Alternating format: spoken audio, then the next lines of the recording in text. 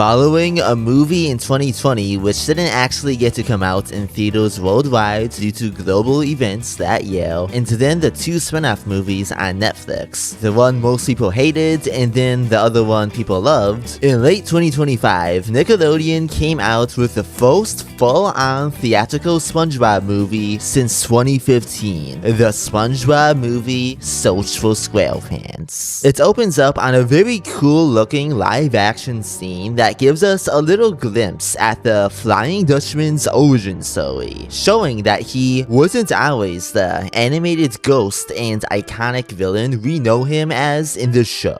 He used to be a live-action pirate, but not a TV host like Patchy. He was an actual pirate, like Boglebeard in the second movie. But then, due to an evil magic spell he stumbled upon, he got transformed into the Flying Dutchman, which is what he will forever be, unless if he can find an innocent soul, one that would break the hex. An innocent soul like SpongeBob, whom we see waking up, and after measuring his height, he finds he has grown a total half a clam tallow, meaning he is now officially a big guy, and this will be one of the main themes of the film. Like how in the original SpongeBob movie, he wants to be seen as a man instead of just a kid. In this one, he wants to be seen as a brave and tough big guy, which yeah, is a bit similar, but I don't think it's too similar. It doesn't feel like this movie is ever copying that one. We see SpongeBob eating some Kelpo cereal in stores now, and confidently getting ready for the day while listening to the Ice Spice song, Big Guy. And yeah, the song has pretty dumb lyrics, but also it's a bop.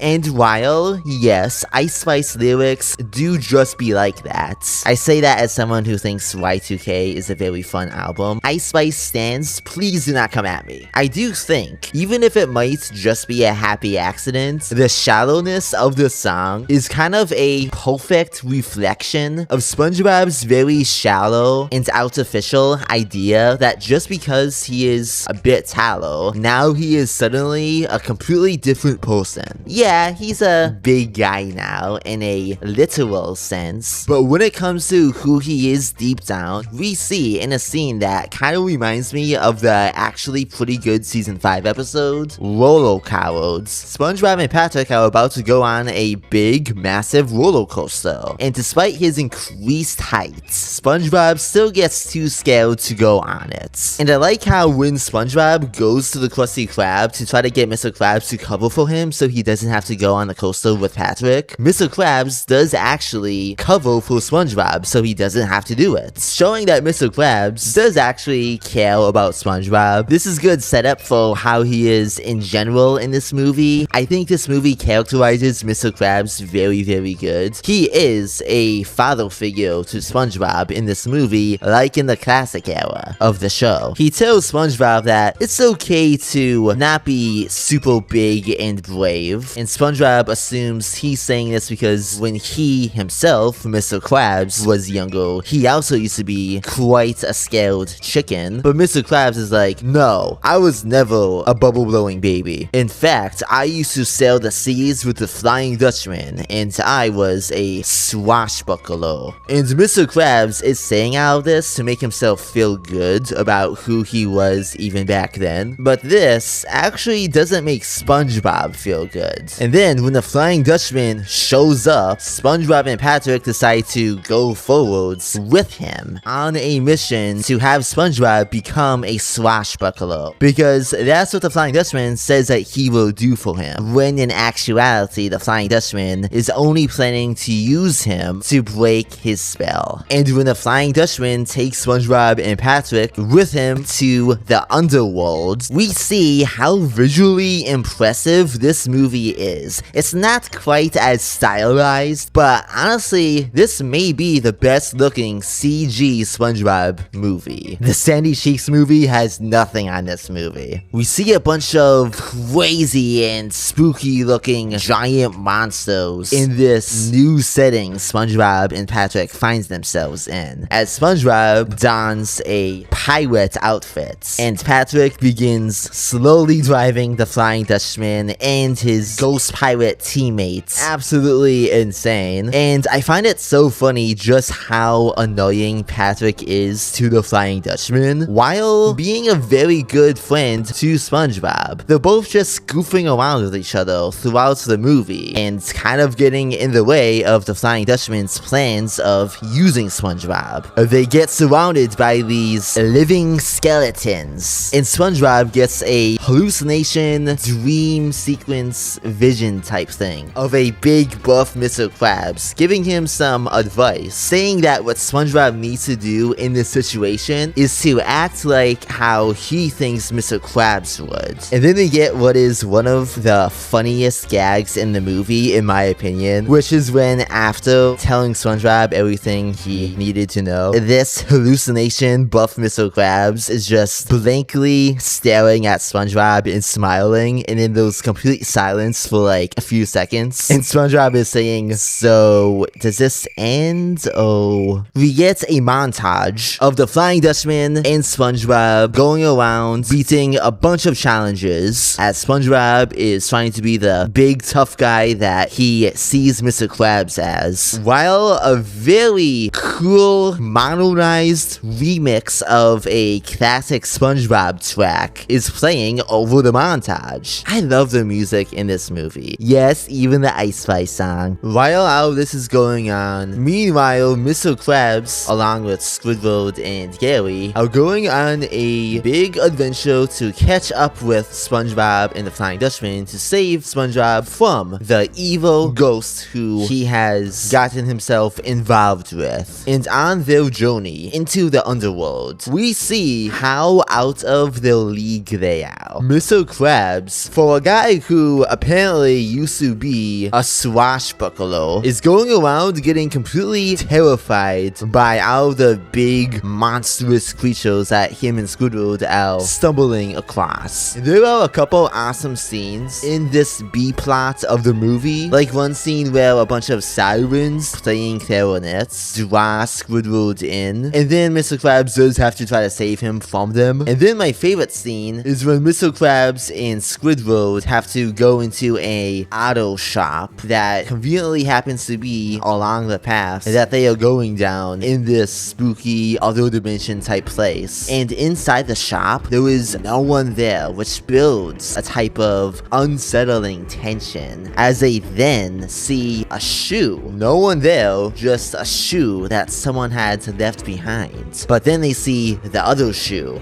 and that shoe has the bones of someone's leg stuck inside of it. And it is revealed that this auto shop is a trick and a trap by this giant three-headed bird that wants to eat them. Back to SpongeBob and the Flying Dutchman, he tells SpongeBob that if he wants to continue onwards into becoming a swashbuckler, he doesn't just have to leave a lot of his old childish habits with Patrick behind, he has to leave Patrick behind. We do actually feel bad for Patrick with how sad he gets as he asks SpongeBob, "You don't want to blow bubbles with me anymore?" Mr. Krabs finally catches up to SpongeBob and tries to save him from the Flying Dutchman. But SpongeBob sees this not as him trying to save him, but as him just still viewing him as just a kid, when SpongeBob thought Mr. Krabs would be proud of him as he is on his way to becoming a swashbuckler like he did when he was younger. And that's when Mr. Krabs has to own up to SpongeBob. He never did become a swashbuckler. He too was actually a bubble blowing fly cook. And as the Dutchman has SpongeBob blow on his instrument, blow on this magical pipe that he believes will then magically transform him into a swashbuckler, it then makes the Flying Dutchman get to go back to being the live-action human pirate that he was at the beginning of the movie, meanwhile trapping SpongeBob and Mr. Krabs as ghost pirates. But the fine print in the Dutchman's deal says that if they can break his magical pipe before sundown that same day, then they can reverse the magical spell that made SpongeBob and Mr. Krabs become ghosts. Now it is Mr. Krabs, the father figure who, despite not being perfect, despite accidentally putting SpongeBob down with all of his bragging, so much so that he pushed SpongeBob away and into the grasp of the Flying Dutchman, someone who promised to shape SpongeBob into being the person that he wants to be, but was actually just trying to manipulate and use him. Now it is finally Mr. Krabs and SpongeBob together setting off to take down the Flying Dutchman. We get a super good action scene where SpongeBob finally rides a roller coaster after the Flying Dutchman, who is in that same coaster. Him and Mr. Krabs catch up to him. SpongeBob uses the power of bubble blowing to break the pipe, and yeah, everything goes back to how it was, and that was a amazing movie. And honestly, even though I still think Sponge Out of Water is a more impressive accomplishment because of how well it did at making a very satisfying movie directly after what is the best SpongeBob movie, I think this is the best SpongeBob sequel. Not only is it very fun and entertaining to watch, but it has a very good message, multiple good messages, and themes about friendship, how getting lost and trying to become someone you're not can sometimes lead to you pushing away some of your closest friends who always lift you up, like Patrick Sal, who SpongeBob pushes away but then eventually apologizes to after realizing he was being used by the Flying Dutchman. You got the stuff between Mr. Krabs and SpongeBob, and all in all, this is just an amazing SpongeBob movie.